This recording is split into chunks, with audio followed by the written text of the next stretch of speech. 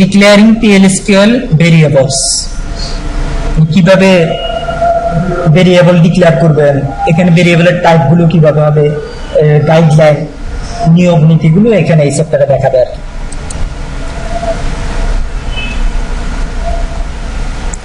After completing this lesson, you should be able to do the following: recognize valid, invalid identifiers. এখানে আপনাকে চিনাবে হচ্ছে valid এবং invalid দুটাই। কোনটা ভ্যালিড মানে কোনটা আপনি ইউজ করতে পারবেন, আইডেন্টিফায়ার কেমন হবে, আইডেন্টিফায়ারের নামটা কেমন হবে। আইডেন্টিফায়ার বলা হয় যে এক একটা ভেরিয়েবল বা কার্সর এগুলোর নামটাকে আইডেন্টিফায়ার বলা হয়। list the uses of variable, list the uses of variable, declare and initialize variable, মানে এটাকে ডিক্লেয়ার করলেন। Initialize variable, initial that means মানে প্রাথমিক স্টেজে সেখানে কি থাকবে, তার ভ্যালুটা কি হবে। List and describe various data types, কি কি ডেটা টাইপ হইতে পারে ভেরিয়েবলে, কি কি ডেটা টাইপ, আপনি ডেটা টাইপের ডেটা আপনি রাখতে পারবেন। Identify the benefits of using the person type attribute, এটা মানে হচ্ছে ধরেন আপনি কিছু কিছু প্রোগ্রাম তো আছে আপনি ডেভেলপ করে রাখতে পারেন। কথা ধরেন আপনি একটা টেবিল, এসকিউএল একটা টেবিল, এটা কিন্তু রান টাইমে আপনি একটা কলামের ডেফিনিশন চেঞ্জ করতে পারবেন, কলামের ডেফিনিশন চেঞ্জ করতে পারবেন। প্রয়োজন হলে কলামের সংখ্যা কমাইতে পারবেন, বাড়াইতে পারবেন। এখন আপনি যদি ইমপ্লিসিটলি আর এক্সপ্লিসিটলি দুটো ভাবে তো হইতে পারে। এখন এক্সপ্লিসিটলি যদি আপনি ভেরিয়েবলটা ডিক্লেয়ার করে থাকেন, ভেরিয়েবলের ডেটা টাইপটা যদি এক্সপ্লিসিটলি ডিক্লেয়ার করে থাকেন তাহলে এটা ফিক্সড হয়ে গেল না। তখন আপনার যার উপরে বেস করে, যার জন্য আপনি ভেরিয়েবলটা ডিক্লেয়ার করলেন, যার জন্য স্টোরেজটা ডিক্লেয়ার করলেন, তার ডেটা টাইপ যদি চেঞ্জ হয়ে যায়, ওই কলামের ডেটা টাইপ যদি চেঞ্জ হয়ে যায়, এখন আপনার ভেরিয়েবলটা টেম্পোরারি স্টোরেজটা ভ্যালিড থাকবে, থাকবে না, ভ্যালিড থাকবে না। কারণ আগে যখন আপনি এই ভেরিয়েবলটা ডিক্লেয়ার করেছেন তখন আপনার এই কলামের ডেটা টাইপ ছিল নাম্বার, এটা স্টোরেজের নাম্বার। এখন আপনি কলামের ডেফিনিশন চেঞ্জ করে বাকেট 2 করেছেন, কিন্তু ভেরিয়েবলটা আপনি চেঞ্জ করেন না। এখন এটা আর ভ্যালিড থাকবে না, এটা আর কাজ করবে না। কিন্তু দেখেন যখন আপনি পার্সন টাইপ ইউজ করবেন, আপনি বলে দিলেন employees dot employee ID person type, তখন ওই এমপ্লয়িজ টেবিলের এমপ্লয়ি আইডিটা যখন যেরকম থাকবে আপনার ভেরিয়েবল মানে এই টেম্পোরারি স্টোরেজটাও তখন সেরকম হয়ে যাবে। হ্যাঁ, এই হচ্ছে পার্সন টাইপের সবচেয়ে বড় সুবিধা। আর ওই যে কলামের সংখ্যা কম বেশি যত বললাম, এটা হচ্ছে মানে row type, person row type. সেটা হচ্ছে ওই আপনি পুরা রোটাকে, রেকর্ডটাকে নিয়ে নিলেন, রেকর্ড টাইপ একটা স্টোরেজ ডিক্লেয়ার করলেন। এখন কলাম কমলে আপনার স্টোরেজে কমবে, কলাম বাড়লে বাড়বে, সেখানে আর কোনো ইন্টারাকশন হবে। এই হচ্ছে সুবিধা। এগুলোর মানে ডিটেলস আলোচনা আছে সামনে দিকে।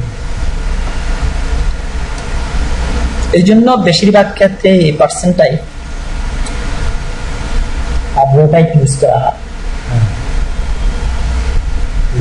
হ্যাঁ, তাহলে হ্যাঁ রিস্ক থাকে না, রিস্ক ফ্রি হয়ে যায়।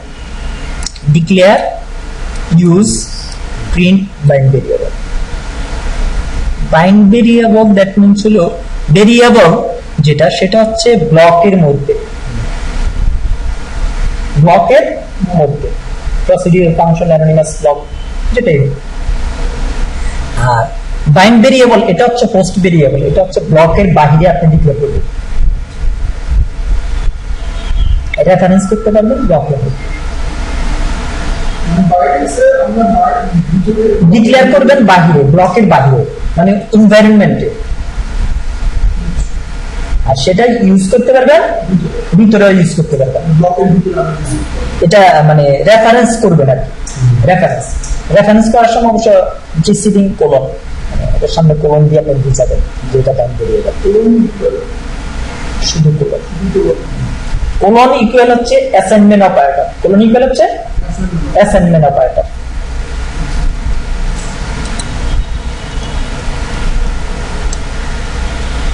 Introducing variable.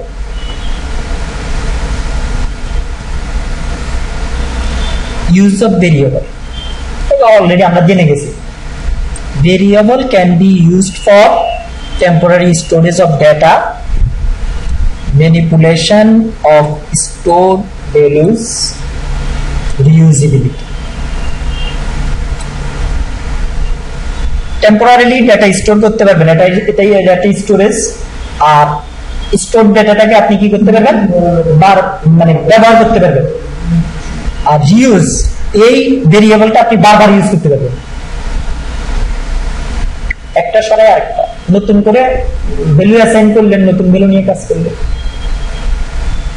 এইখানেও দেখাইছে আগের কথাটাই, ফার্স্ট নেম ডিপার্টমেন্ট আইডি সে সিলেক্ট করলো কোথা থেকে, এই টেবিল থেকে সিলেক্ট করে ইনটু এই দুটো পাত্র এফ নেম এবং ডিবিটি নেম, দুটো স্টোরেজে এই যে এই দাগ টানা যে রেক্টেঙ্গেলটা, এটাই হচ্ছে একটা ভেরিয়েবল স্টোরেজ, টেম্পোরারি স্টোরেজ। এই কথাগুলো এগুলো বলছি আর কি। এখন এখান থেকে নিয়ে আপনি যে প্রসেস করতে পারবেন আর কি ব্যাপারটাকে। এই ফার্স্ট নেম যে জেনিফার, ডিপার্টমেন্ট আইডি 10, 10 নম্বর ডিপার্টমেন্টে জেনিফারকে আপনি প্রসেস করবেন। ইউজিবিলিটি তো জানেনই, বারবার বলেছি। এখন রিকোয়ারমেন্টস ফর ভেরিয়েবল নেমস, ভেরিয়েবলের নামটা আপনি কিভাবে লিখবেন। এখানে ম্যান্ডেটরি ইস্যু আছে, ম্যান্ডেটরি ইস্যু হচ্ছে যে নামটা must start with a letter, character দিয়ে শুরু করতে হবে। Can include letter or numbers, এখানে লেটার নাম্বার এগুলো থাকতেই পারে। Can include special character such as dollar, underscore, hash, এগুলো থাকতেই পারে। Must contain no more than 30 characters, 30-এর বেশি হবে না।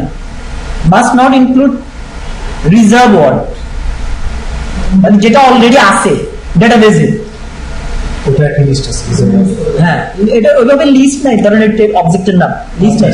আপনি যখন একটা টেবিল বানালেন, টেবিলের নাম লিস্ট, এখন এই টেবিলের নামটা একটা রিজার্ভ ওয়ার্ড হয়ে গেছে, এটা আপনি নিতে পারবেন না। এটা কলাম, এই কলামের নামটাও নিতে পারবেন না।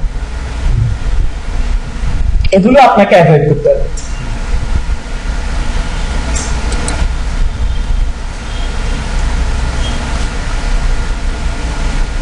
Handling variables in PL/SQL, variables are declare করবেন, initialize in the declarative section, declare করবেন কোথায়, declarative section এ, initialize করবেন declarative section এ। তবে এই declarative section এ initialize করা এটা অপশনাল, এটা করলেও পারেন না করলেও পারেন। অবশ্যই ডিক্লেয়ার করলেন, ধরেন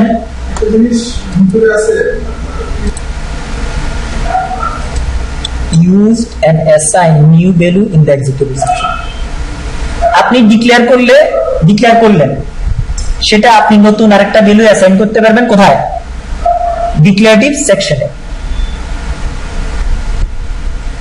সরি এক্সিকিউটেবল সেকশনে।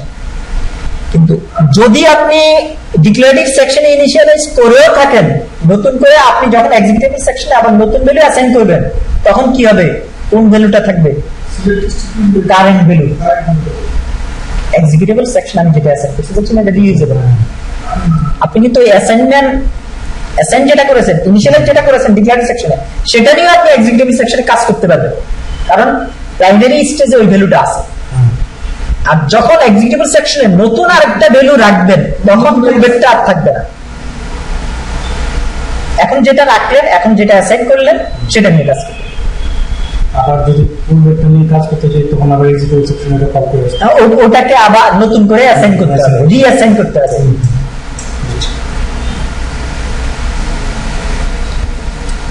Passed as parameter to PL scale subprogram, এই ভেরিয়েবলটাকে আপনি আবার কি করতে পারবেন, প্যারামিটার হিসাবেও কোন সাবপ্রোগ্রামে ইউজ করতে পারবেন।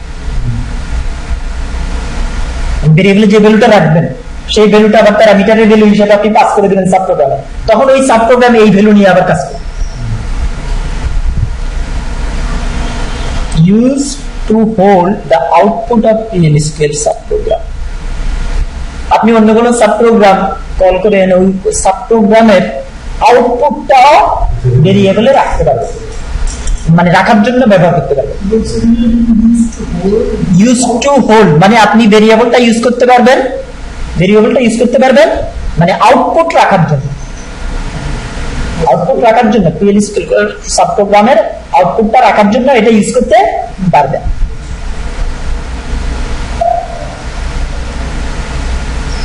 এখানে নট নালের কথাটা বলেছে, যদি আপনি মনে করেন যে ভেরিয়েবল অবশ্যই ভ্যালু থাকবে, অবশ্যই ভ্যালু থাকবে মানে নট নাল মানে ভ্যালু ম্যান্ডেটরি, তাহলে আপনি ডিক্লারেটিভ সেকশনে নট নাল এই কথাটা এই কনস্ট্যান্টটা অ্যাড করতে পারেন। তবে সেই ক্ষেত্রে আপনাকে এই ইনিশিয়ালাইজ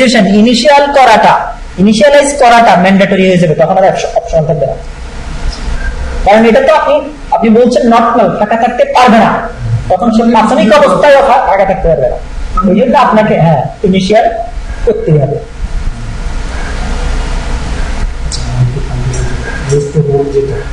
সাপোজ আমি আউটপুট দিয়ে একটা প্রোগ্রাম দিই, আমি টোটাল আউটপুটটা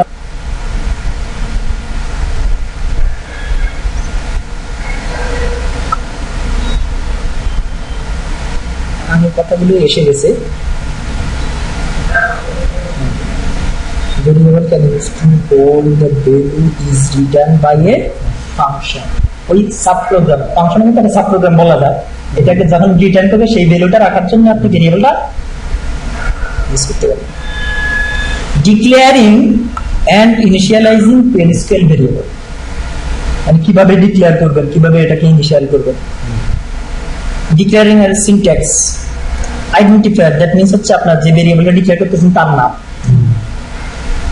কনস্ট্যান্ট, যদি আপনার এই ভেরিয়েবলের ভ্যালুটা ফিক্সড থাকে, যেটা চেঞ্জ হবে না, এই ভ্যালু নিয়ে সব সময় সে কাজ করবে। ডেটা টাইপ, নট নাল, যেটা অবশ্যই ভ্যালু হোল্ড করবেই। তারপরে হচ্ছে অ্যাসাইনমেন্ট অপারেটর অথবা ডিফল্ট, মানে ভ্যালু ইনিশিয়াল করার জন্য অ্যাসাইনমেন্ট অপারেটর অথবা এই ডিফল্ট কিওয়ার্ডটা ইউজ করতে পারেন। এই অ্যাসাইনমেন্ট অপারেটর অথবা ডিফল্ট কিওয়ার্ড ইউজ করে তারপরে আপনি ভ্যালু যা দিবেন তা ইনিশিয়াল ভ্যালু, সেটা হচ্ছে এক্সপ্রেশন। এক্সাম্পল ধরেন ডেটের জন্য হায়ার ডেট মিনিংফুল, বলছে ভেরিয়েবলের নামগুলো মিনিংফুল হবে। বি হায়ার ডেট, বি তে ভেরিয়েবল, হায়ার ডেট মানে ডেট রিলেটেড বা হায়ার ডেট রাখার জন্য, তবে আমার ডেটাবেজের কলামের সাথে মিলতে পারবে না। হায়ার ডেট ডেটা টাইপ কি, ডিপিটি নো, নাম্বার, এটা নট নাল বলেছে। নট নাল বললে অবশ্যই ভ্যালু অ্যাসাইন করতে হবে। যদি কোনো ভ্যালু না থাকে তাহলে এই যে ডিফল্ট ভ্যালুটা সে নিয়ে কাজ করবে। ডিফল্ট ভ্যালু নিয়ে সে মানে কোনো টেবিলে বা কোনো রোয়ে যদি কোনো ভ্যালু না থাকে তখন নট নালের ক্ষেত্রে ওই ডিফল্ট ভ্যালু হিসেবে সেই 10টাকে নিবে। আপনারে এসকিউএল দিয়ে একটা एग्जांपल, লোকেশন এটার একটা ডিফল্ট ভ্যালু দেয়া আছে, ভ্যালু না দিলে এটা নিয়ে নেবে। আর লোকেশনকে যখন আপনি PL scale প্রসেস করতে যাবেন, কোনো ভেরিয়েবলে কোনো ভ্যালু না রাখলে আটলামটাকেই প্রসেস করবে, মানে এই ভ্যালুটাকে assignment default or assignment operator, যেকোনো একটা, দুইটা সেম কাজ, PL scale এখানে সেম কাজ, ঠিক আছে। আবার এসকিউএল কিন্তু অ্যাসাইনমেন্ট অপারেটর কাজ করে না, সেক্ষেত্রে ডিফল্টে লিখতে হবে।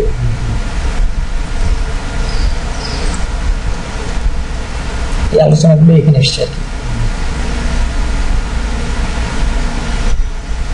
এখানে বলছে আর কি এই যে কার্সর আর এক্সেপশনের কথা বলছে, এটাতে আমরা আগে বলে এসেছি। ডিক্লেয়ারিং অ্যান্ড ইনিশিয়ালাইজিং পেল স্কেল ভেরিয়েবল, এখানে এক্সাম্পল দিয়েছে। আচ্ছা, এক্সাম্পলটা আমি এখান থেকে যাই, রিজার্ভ ডাটা থেকে দিই। টাইপ করা সময়ের ব্যাপার তো,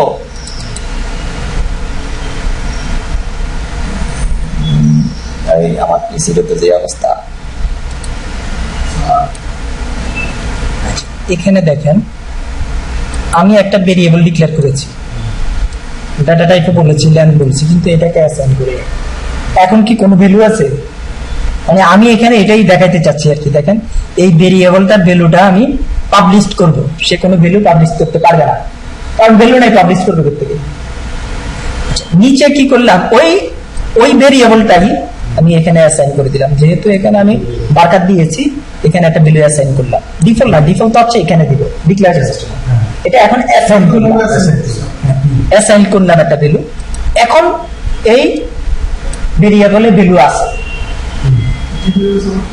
এখন আপনি এটাকে পাবলিশ করলে ভ্যালু পাবেন।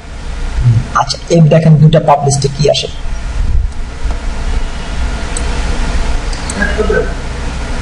প্রথম পাবলিশ কি ফাঁকা এসছে না? প্রথম ভেরিয়েবলে আমি ওই যে কনক্রিট করে দেখাইছি আপনার বুঝার জন্য, যে প্রথমটা ভেরিয়েবলটা ফাঁকা ছিল, জাস্ট আপনি স্টোরেজ ডিক্লেয়ার করেছেন, কিছুই রাখেন না। সেকেন্ড টাইম আপনি এক্সিকিউটেবল সেকশনে কি করলেন, একটা ভ্যালু অ্যাসাইন করলেন, মানে একটা ভ্যালু রাখলেন, পরবর্তীতে সেই ভ্যালুটা দেখাতে পারছে। আচ্ছা, সেকেন্ড বারে আপনি অ্যাসাইন করলে কি হয়, এই যে আমি এখানে অ্যাসাইন করে দিলাম ডিক্লারেটিভ সেকশনে। ডিক্লারেটিভ সেকশনে যদি অ্যাসাইন করে দেই, তখন আপনি যদি এটাকে প্রসেস করেন, প্রসেস করলে ভ্যালু পাবেন। আগেরটা মুছে দিই আমাদের বোঝার জন্য, তাইছি না ভ্যালু? তার মানে কি, এখানে ইনিশিয়ালি একটা ভ্যালু রাখা হয়েছে, সেটাকে আপনি প্রসেস করতে পারেন। আবার এখানে যে ভ্যালু রাখলেন, আচ্ছা এটা একটু আসবে, হ্যাঁ এটা না, এটা হচ্ছে ইনিশিয়াল করা, আর এক্সিকিউটেবল সেকশন হচ্ছে অ্যাসাইন করা।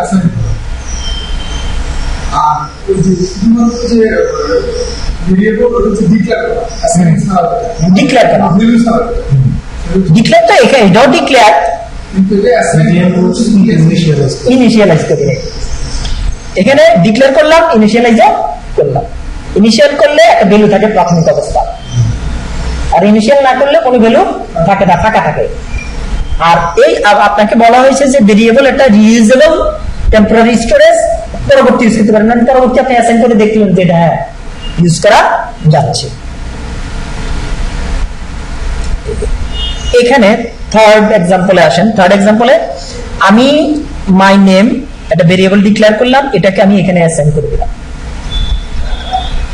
আচ্ছা, এই অ্যাসাইন করার ইনিশিয়ালাইজ করলাম, ইনিশিয়ালাইজ করার পরে এক্সিকিউটেবল সেকশনে আবার এটাকে অ্যাসাইন করলাম। এখন কোন ভ্যালুটা আছে, এখন স্টেবল পাবো, কারণ আগেরটা তো আমি পাস করে দিয়েছি, হ্যাঁ নতুন করে ভ্যালু রাখছি, রিপ্লেস হয়ে গেছে।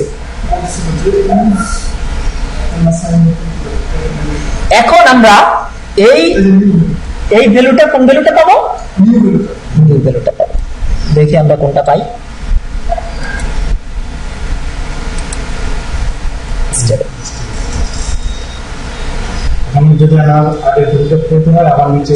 আবার আগের ভ্যালুটা যদি আপনাকে পেতে হয়, নতুন করে আবার আপনাকে অ্যাসাইন করতে হবে।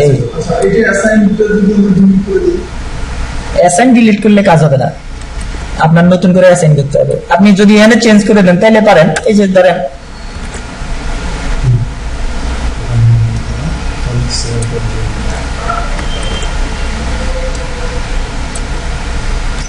এটা করতে পারবেন।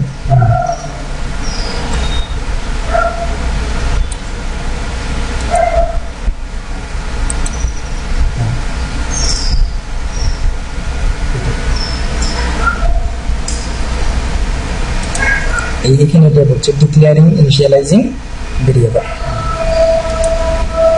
এটা আমরা ইনিশিয়াল করি নাই, তারপরে দেখলাম কি অবস্থা, তারপরে অ্যাসাইন করলাম, দেখলাম ইনিশিয়ালাইজ করলাম, তারপরে দেখলাম, আবার সেটাকে রিঅ্যাসাইন করলাম, তারপরে কি অবস্থা। এই হচ্ছে ঘটনা। এখানে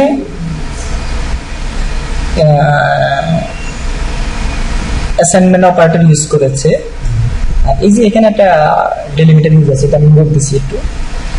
তারপরে পুট লাইন দিয়ে আপনি কি করছেন, প্রসিডিউরটা ইনপুট করে রেজাল্টটা পাবলিশ করছেন, রেজাল্ট দেখেছেন। আচ্ছা, এখানে হচ্ছে যদি আপনি এমন কোন স্ট্রিং ইউজ করেন যে স্ট্রিং এ অ্যাপোস্ট্রফি আছে, সেই ক্ষেত্রে অ্যাপোস্ট্রফি আপনাকে ইরোড দিবে, আর অ্যাপোস্ট্রফিটাকে অ্যাপোস্ট্রফি হিসাবে ট্রিট করার জন্য আপনাকে কিছু প্রসেস নিতে হয়, ডেলিমিটার ইউজ করতে হয়, অথবা একটা অ্যাপোস্ট্রফি থাকলে মানে আরেকটা দিয়ে দিতে হয়। এই প্রসেসগুলো আলোচনা আছে। এই যে ডেলিমিটারস ইন স্ট্রিং লিটারেস, এখানে দেখেন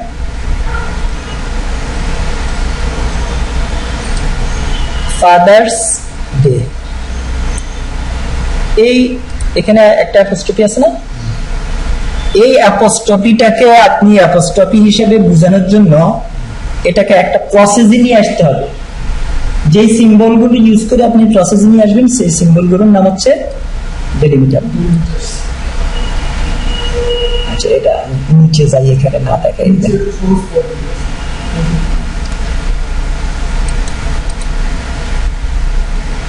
ডেলিমিটার কি জিনিস?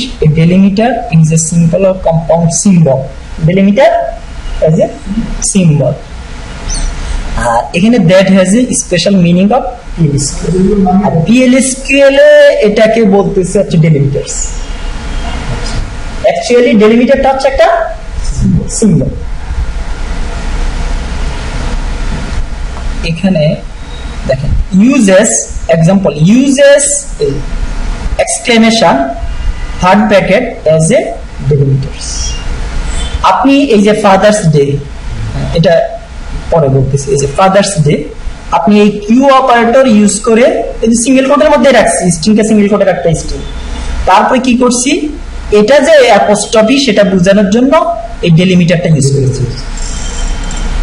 আবার কিউ অপারেটর এটাকে অ্যাপোস্ট্রফি বোঝানোর জন্য থার্ড ব্র্যাকেট ইউজ করেছি, এটা একটা ডেলিমিটার, এটাকে ডেলিমিটার বলছে। আর সহজ উপায় হলো এই যে একটা থাকলে দুটো দিয়ে দাও, এটা হচ্ছে সহজ উপায়। এটা হচ্ছে এটা কাজ করে স্কেপ ক্যারেক্টার হিসাবে কাজ করে। এটা মানে সে এটাকে কি করবে, স্কিপ করবে। মানে আমরা সাধারণত স্ট্রিংকে সিঙ্গেল কোড দিয়ে স্ট্রিং বুঝাই, কিন্তু মাঝখানে যে একটা সিঙ্গেল কোড আছে, আমরা অ্যাপোস্ট্রফি না বলে এখন সিঙ্গেল কোড বলি, মাঝখানে যে একটা সিঙ্গেল কোড আছে, আরেকটা সিঙ্গেল কোড দিয়ে বলছি যে এটা স্কিপ করার জন্য। এই জন্য এটাকে বলছে, দেখেন, the first quotation mark act as a escape character. ওই যে এসকিউএল এ একটা এক্সাম্পল ছিল, যখন আপনার ক্যারেক্টারে যদি আন্ডারস্কোর পার্সেন্ট, ওই যে ওয়াইল্ড কার্ড সার্চিং এ আছে না, পার্সেন্ট, হ্যাঁ, আন্ডারস্কোর কেন, মানে ক্যারেক্টারকে স্কিপ করার জন্য। অ্যাকচুয়াল ক্যারেক্টারে যদি এই ডিনোট গুলো থাকে, তখন সেটাকে যে অ্যাকচুয়াল ক্যারেক্টার মানে এটা স্কিপ করে সে সার্চ করবে, সেটা বোঝানোর জন্য আমরা কি স্টেপ অপারেটর ইউজ করি না? ঠিক তেমনি ভাবে এটা বলছে যে the first quotation mark as a act as A step character, মানে ওটাকে স্কিপ করার জন্য যে প্রসেস, সেই প্রসেস হিসাবে কাজ করবে, তখন আর সে ভুল দেবে না। বুঝছেন এবার ঘটনা? আচ্ছা, এটার এক্সাম্পলটাতে চলে যাবে।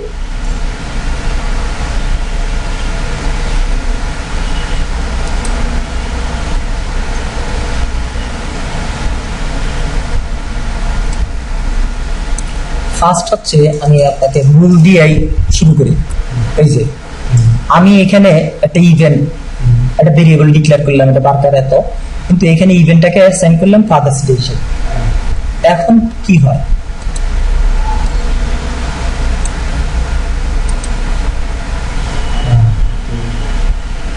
কি বলতেছে সে,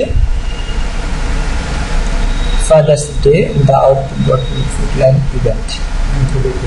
আচ্ছা, টোটাল কোডটা এখানে ভুল তো বলছে, দেখেন এই যে ইনকাউন্টার দ্য সিম্বল এস।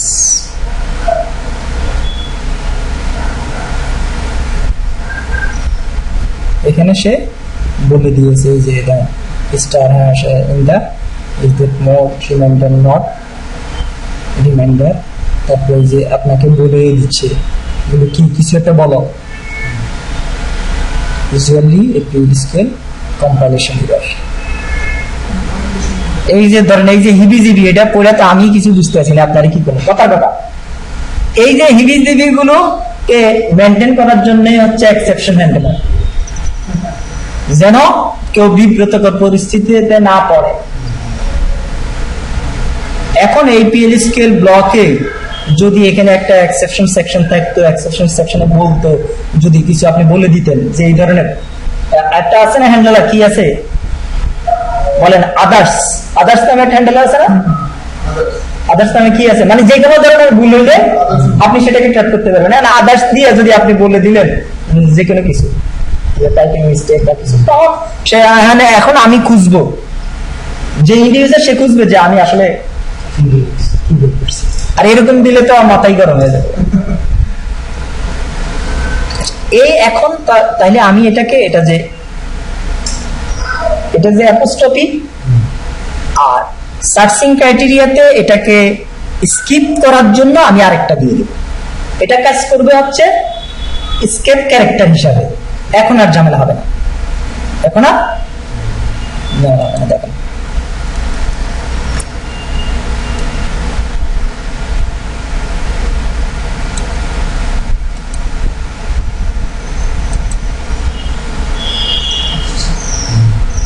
এখন আপনার প্রসিডিউর সাকসেসফুলি কমপ্লিট হয়েছে, রেজাল্টও দিয়েছে ফাদার্স ডে।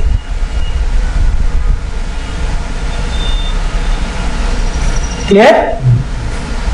আচ্ছা, এই যে এটা বলছে এই ধরনের প্রবলেমে আপনি কি করতে পারেন, কিউ অপারেটর ইউজ করবেন। হ্যাঁ, এই যে ডেলিমিটার ইউজ করেছে, এক্সক্লেমেশন, হ্যাঁ এটা বাধ্যতামূলক, মানে কিউ দিয়ে বুঝাবেন যে ভিতরে একটা ডেলিমিটার আছে, অ্যাপোস্ট্রফি আছে, এই হচ্ছে ঘটনা।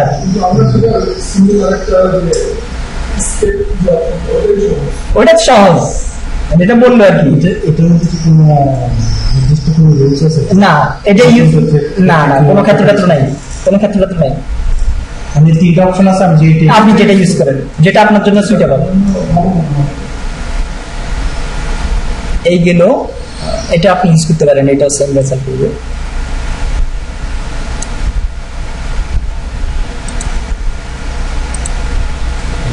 সেম, অথবা এই যে আপনি থার্ড ব্র্যাকেট ইউজ করেন, সেটা সেম রেজাল্ট দিবে। একটু বলে দিয়েছে, এটা পড়লে মানে আপনার এটা চলে যাবে। আমরা পড়ি, ঠিক আছে। If your string contain an apostrophe, you must double quotation mark as the following example. The first quotation mark act as the escape character. This makes your string complicated, especially if you have a SQL statement as strings. You can specify any character that is not present in the string as a delimiter. The slide how to use the Q notation to specify the delimiter. আপনি Q অপারেটরটা use করবেন ডেলিমিটারটাকে specify করার জন্য, যে ডেলিমিটারটা আপনাকে ওই অ্যাপোস্ট্রফিটাকে skip করাবে। The example uses a delimiter. You can compare this with the first example on this page. You start string Q if you want to use a delimiter. The character following the notation is the delimiter use. Enter your string after specifying the delimiter. Close the delimiter. Start করলে সেটাকে আবার close করতে হবে। And close notation with the single quotation mark. The following example shows the use delimiter. এখানে কোনো কিছু বলে নাই, যে কোনো স্পেসিফিকেশনও নাই। আর আমি যতটা জানি এটার কোনো স্পেসিফাইড কোনো অপশন নাই, কোনো বাইন্ডিংস নাই, লিমিটেশন নাই। যেটা ইউজ করবেন সেটাতে আপনি কাজ করতে পারবেন।